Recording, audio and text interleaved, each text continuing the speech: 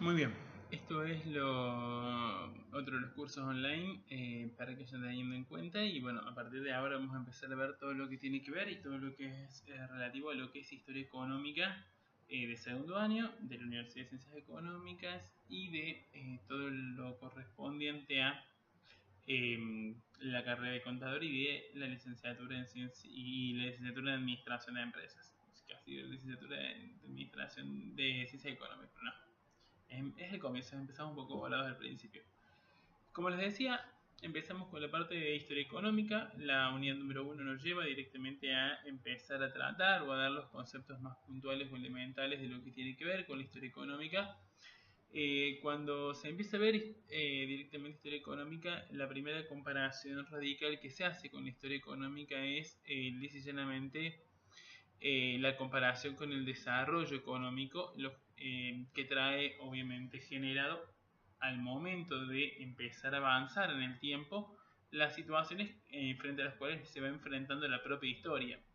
Al empezar a hablar de historia y desarrollo económico empezamos a hablar de que el desarrollo económico trae de manera desigual un tratamiento aparejado o distinto de distintos problemas que se van generando en nuestra historia y que lógicamente tienen repetitividad, dependiendo lógicamente de los países o las situaciones, pero que van marcando de manera muy puntual todo este devenir. ¿Qué hechos históricos causan problemas en la historia económica? Una revolución, un golpe de Estado, un totalitarismo gubernamental, una dictadura militar, una hambruna, una falta de comida,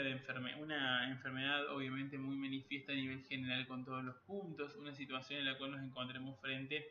a faltas de recursos, la imposibilidad de poder generar obviamente la distribución correcta de los más necesitados al momento del desarrollo propiamente dicho.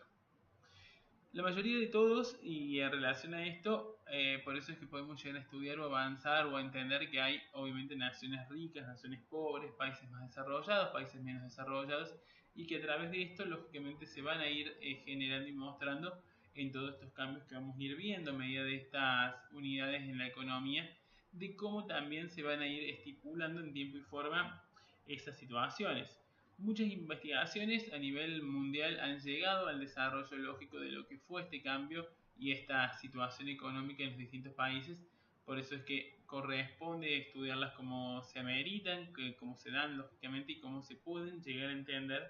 a través de que el tiempo pasa. Muchos trataron de enfocar o de poder preservar el estudio propiamente dicho en situaciones mucho más generales y con un enfoque que se utiliza directamente dentro de este campo con un cambio radical a medida de lo que se fue mostrando en la situación y lógicamente todo también aparejado en un tratamiento que es discursivo porque desde el punto de vista lógico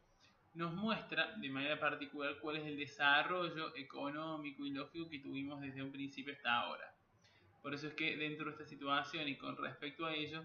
vamos a terminar llegando a una situación de cambios particulares y propiamente establecidos que generan una situación de derecho mucho más radical que nos muestra directamente hacia dónde vamos.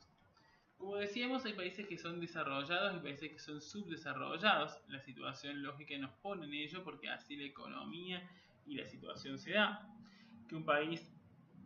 tenga baja o sea pobre, o sea baja renta per cápita o sea pobre, no implica necesariamente que sea subdesarrollo. Hay muchos países que han tenido rentas muy bajas con el devenir del tiempo, pero fueron obviamente por acontecimientos que se fueron dando en su economía y que lógicamente tuvieron un hincapié necesario con un desarrollo que, como venimos viendo hasta acá, sí o sí tuvo una situación obviamente de diferenciación que marcó cuál es la situación. Por eso es que la medida de cuál es desarrollado, cuál no, lógicamente eso lo vamos a ir viendo a medida de que esto vaya avanzando con el devenir histórico. Douglas North habla de que cuando definimos el desarrollo y el progreso y el crecimiento económico vamos de menor a mayor. Ir de menor a mayor en todo esto es empezar por el crecimiento económico, que es cuando una sociedad empieza a incrementar sostenidamente su producto total y bienes y servicios que da, obviamente en estas circunstancias, mostrando directamente un cambio radical y lógicamente una situación que nos muestra o nos genera, sí o sí dentro de este punto, una situación mucho más convenido generada en ese crecimiento que se va a ir dando. Lógicamente, el producto total va a poder dar el aumento en base a ese crecimiento en los factores de producción que vamos teniendo y lógicamente de qué manera los podemos ir demostrando a medida de que esto va generando mucho más cuestión en materia de la implicancia que tiene. Por eso el crecimiento económico solamente se mide en términos de producción per cápita porque nos ayuda a comparar directamente cuál es el sostenimiento directo que se va teniendo directamente en este punto con el carril lógico de lo que nuestra economía o la economía general nos permite observar. Hay dos razones dentro de una sociedad que nos permite observar, nos permite generar qué es lo que podemos llegar a sacar en corolario con respecto a lo que es la situación del crecimiento. Una es la renta nacional en unidad monetaria para poder ver si la sociedad obviamente tiene una situación notoriamente estable, un valor propio de todo esto. Y por el otro lado tenemos una situación en la cual directamente nos encontramos o podemos llegar a plantear con un posicionamiento de poder buscar el componente de los productos de las dos economías que puede ser obviamente distinto. Frente a esa situación y con ese alcance, lógicamente llegamos a que si el crecimiento sostiene crecimiento de renta y crecimiento de producción, lógicamente la sociedad desde esa perspectiva está comenzando como corresponde a encaminarse.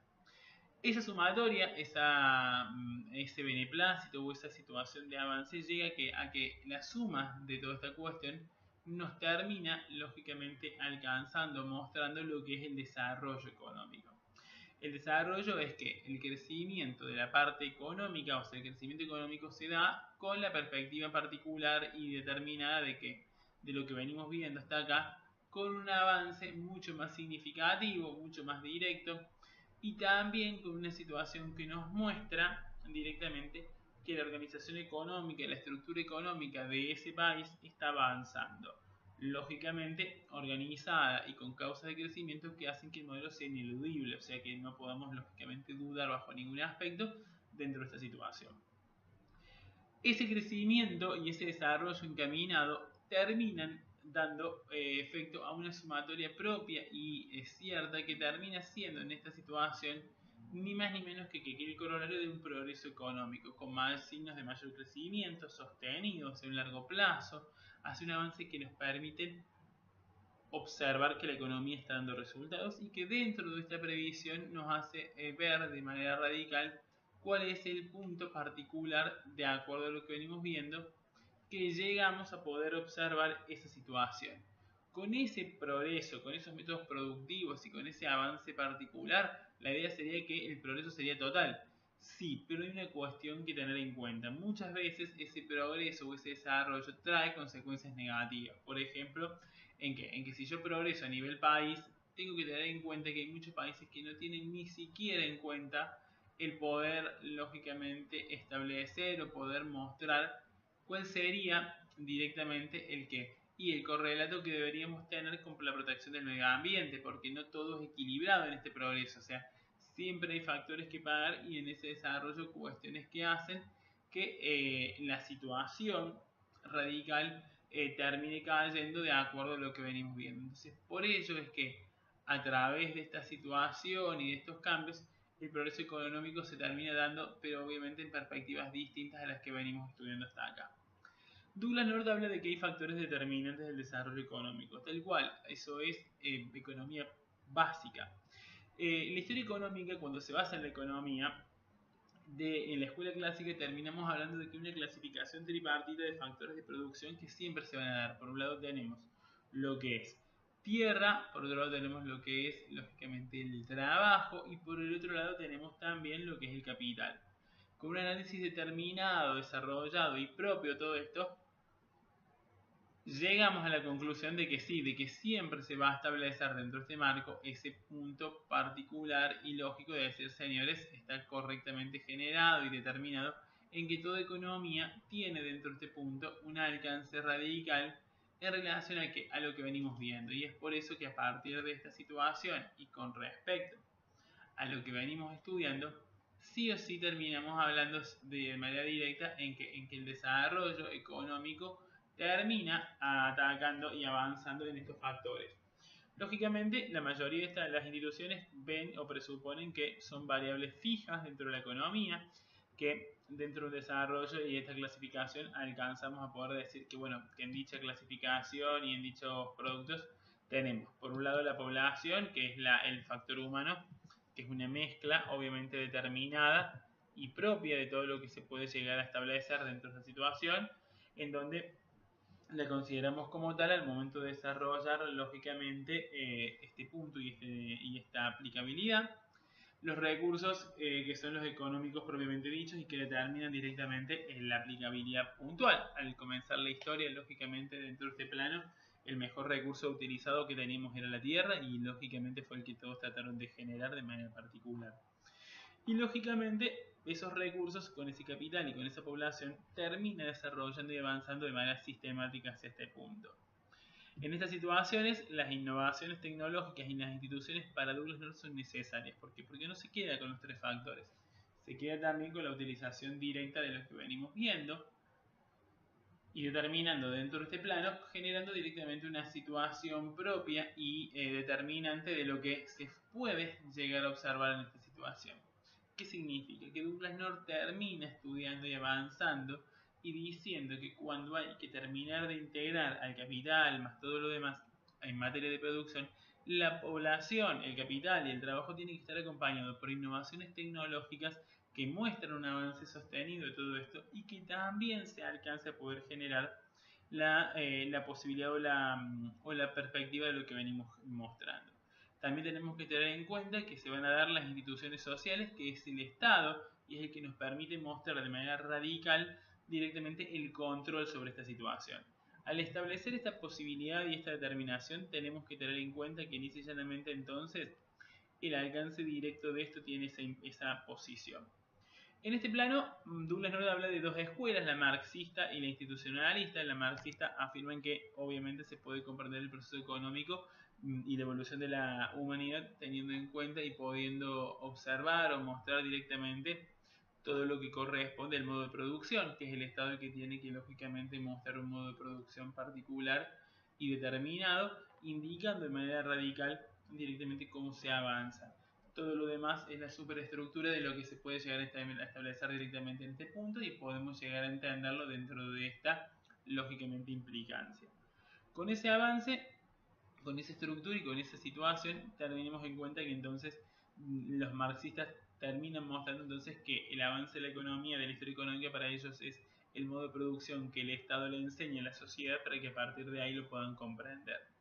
Lógicamente no hay una explicación muy puntual del cambio tecnológico acá, sino que directamente se basa en una situación más de desmedro, de diferenciación, pero bueno, lógicamente es lo que se termina alcanzando cuando la empezamos a ver o estudiar en esta cuestión radical de lo que se viene mostrando sí o sí en este alcance. Y la teoría institucionalista, que es un poco más puntual en todas estas circunstancias, porque directamente va a que el cambio se considera con la implicancia de la institución y que lógicamente es el que va a favorecer la situación de avance a través del tiempo que se le va a ir dando lógicamente a cada uno con respecto a esa situación. Y de a partir de ahí, lógicamente, establecer o alcanzar sí o sí las implicancias que se van dando. Bien. Hasta acá dejamos con la primera parte, ya seguimos con más historia y con lo que es la producción y productividad, para ver si se lo ponemos un poco más de cero porque es muy álgido y por ahí vamos con temas mucho más lentos de lo que por ahí están acostumbrados. Pero bueno, la idea es que se vaya entendiendo. Ya seguimos con la unidad número 1.